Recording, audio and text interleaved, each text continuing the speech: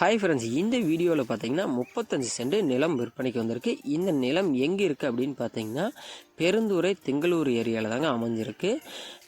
திங்களூர்லேருந்து ஈரோடு போகக்கூடிய என்ஹெச்சில் தாங்க நாம் இப்போ எக்ஸாக்டாக இருக்கோம். திங்களூர் லவுண்டானாலேருந்து ஒரு 200 மீட்டர் ட்ராவல் பண்ணிங்கன்னா ஒரு ஹெச்பி பெட்ரோல் பங்க் வருங்க. அந்த ஹெச்பி பெட்ரோல் பங்க்கு முன்னாடி இருக்கக்கூடிய லெஃப்ட் சைட் கட் ரோடில் தான் நாம் ட்ராவல் பண்ணுற மாதிரி இருக்குங்க. நம்ம இப்போ இருக்கக்கூடிய இடத்துலேருந்து ஒரு 200 மீட்டர் ட்ராவல் பண்ணால் நம்மளோட ப்ராப்பர்ட்டி லொக்கேட்டாக இருக்குது. இந்த வழித்தடம் எங்கே போகுது அப்படின்னு பார்த்தீங்கன்னா கவுந்தப்பாடி மூலக்கடை ஆப்பக்குடல் வரைக்கும் போகிறதா சொல்லியிருக்காங்க.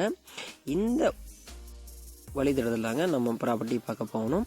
நம்ம இப்போ இருக்கக்கூடிய இடத்துலேருந்து ஒரு 200 மீட்டர் வந்தோம்னா சந்திரமௌலீஸ்வரர் கோயில்னு சொல்லிட்டு நம்ம முன்னாடி இருக்கலாம். இந்த கோயிலுக்கு முன்னாடி தாங்க நம்மளுடைய நிலம் வந்து அமைஞ்சிருக்கு.